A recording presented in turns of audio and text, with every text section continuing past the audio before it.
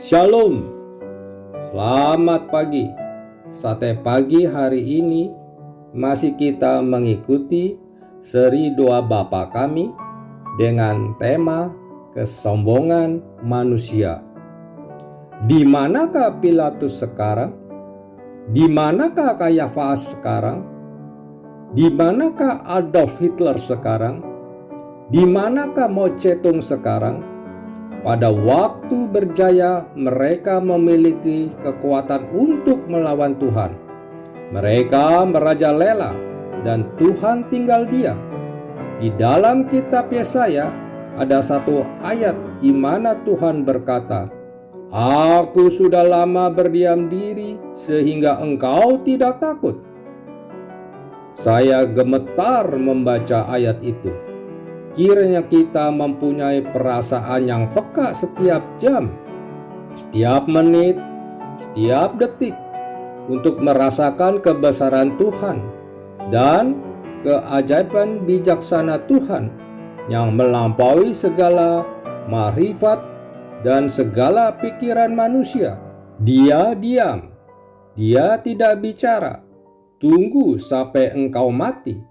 Yang mengatakan manusia pasti mengalahkan surga, mengalahkan langit. Mao Zedong mengatakan, "Waktu saya mati, kremasikan saya." Sama seperti engkau mengkremasikan Zhou Enlai. Zhou Enlai mati pada 8 Januari 1976.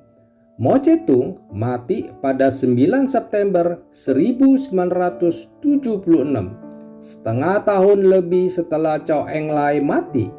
Waktu Zhou Enlai akan mati, dia minta jasadnya dikremasikan.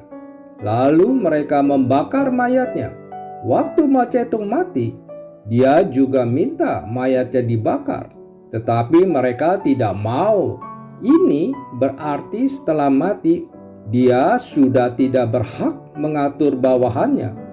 Dia tidak mempunyai kuasa untuk mengatur atau melawan kehendak bawahannya. Lalu bawahannya memberikan suatu alasan kenapa tidak mengkremasikan Mao Zedong.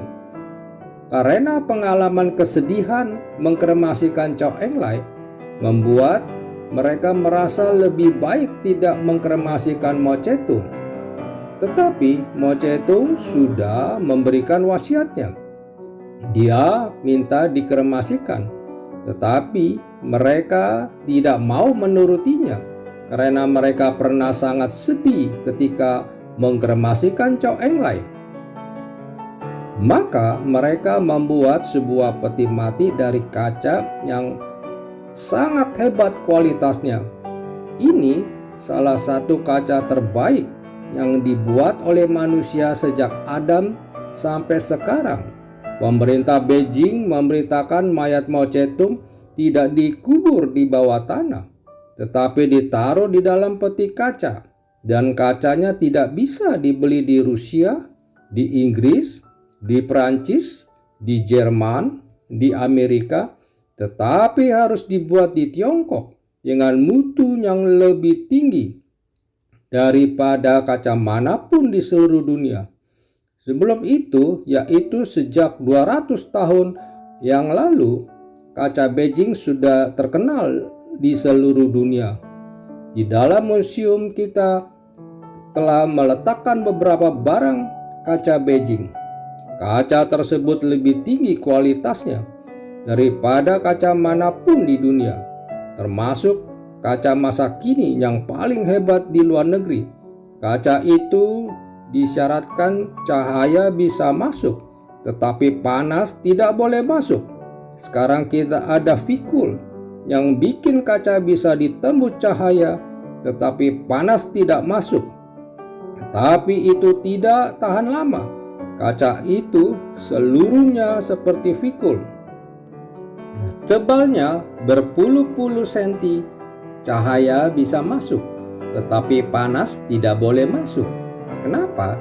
Kalau panas masih ikut bersama cahaya, maka mayat Mao Zedong akan cepat rusak.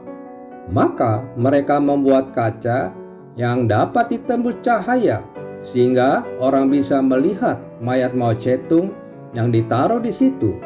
tetapi panas tidak masuk ke dalamnya sehingga mayat Mao Zedong tidak terlalu cepat rusak. Dan mereka memakai 10 bulan untuk menyelidiki, bereksperimen, mencari cara bagaimana bisa membuat kaca seperti itu. Dan pemerintah sudah menetapkan bahwa tanggal itu harus selesai. Mereka harus menemukan kaca ini. Para ilmuwan di Tiongkok siang malam memutar otak, berpikir untuk menemukan bahan apa yang akan dipakai, dibakar beberapa derajat untuk mendapatkan kaca yang bisa ditembus cahaya tetapi tidak bisa dimasuki panas. Akhirnya, beberapa hari sebelum batas waktunya, mereka berhasil menemukannya. Lalu mereka mempresentasikan penemuan mereka itu di hadapan pemerintah. Setelah menguji dan menghitung dengan cermat bahwa penemuan kita sesuai dengan harapan mereka, maka pemerintah setuju bahwa itu adalah kaca terbaik di dunia untuk dipakai menjadi kuburan Mao Zedong. Mereka menemukan bahan kimia yang dipakai untuk membakar kaca tersebut. Racunnya luar biasa. Begitu dibakar dan asapnya keluar, orang di dekatnya langsung mati. Maka mereka membuat satu cerobong dari terakota sampai puluhan meter supaya asap itu bisa keluar sejauh mungkin ke atas. Dan hal itu disiarkan di kota Beijing agar rakyat tidak mengisapnya dan mati. Setelah kaca itu jadi, maka dibuatlah peti untuk menyimpan mayat Mao Zedong, lalu disegel di dalamnya dengan segala formalin. Mao Zedong ada di situ supaya bisa tetap bagus, tetap dipelihara, tetap dilihat. Hari mayat Mao Zedong mau dimasukkan ke dalam peti kaca itu, ratusan ribu orang menangis seperti orang yang kehilangan ayah, kehilangan pacar. Mereka menangis terseduh-seduh melihat mayat Mao Zedong. Dan karena antrian yang panjang, setiap orang hanya boleh melihat 2-3 detik, lalu segera lewat. Lalu mereka meletakkan Mao Zedong Mausoleum di Tiananmen Square. Sampai hari ini orang-orang yang hendak melihatnya masih puluhan ribu orang. Setiap orang hanya boleh 5 detik.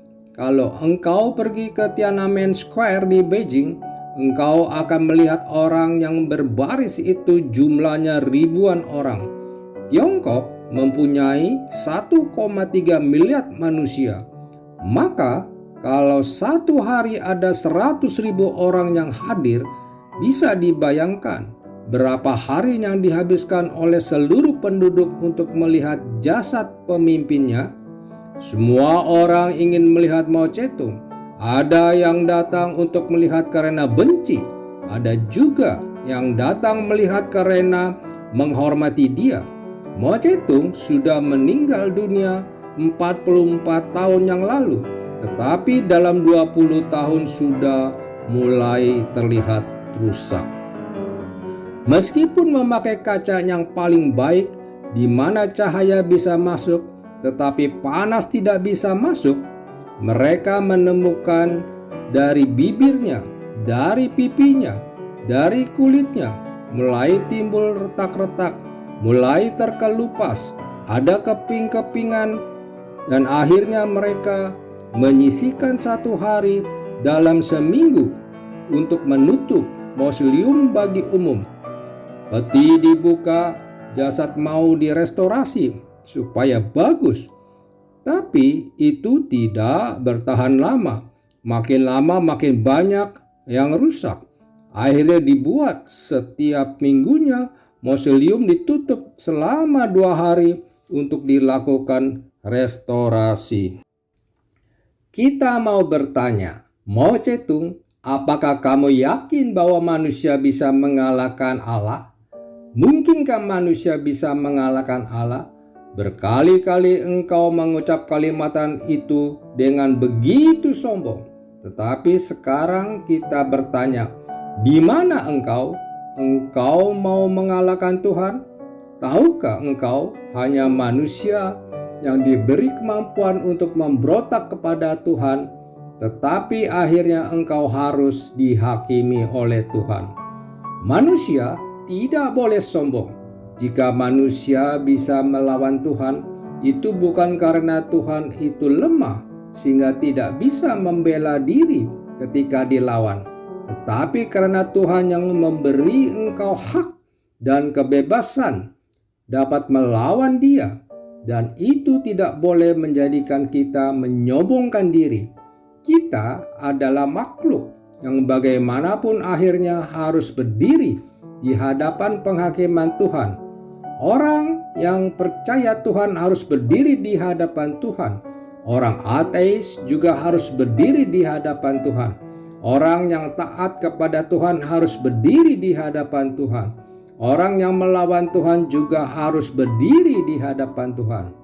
Siapakah manusia yang berbijaksana itu?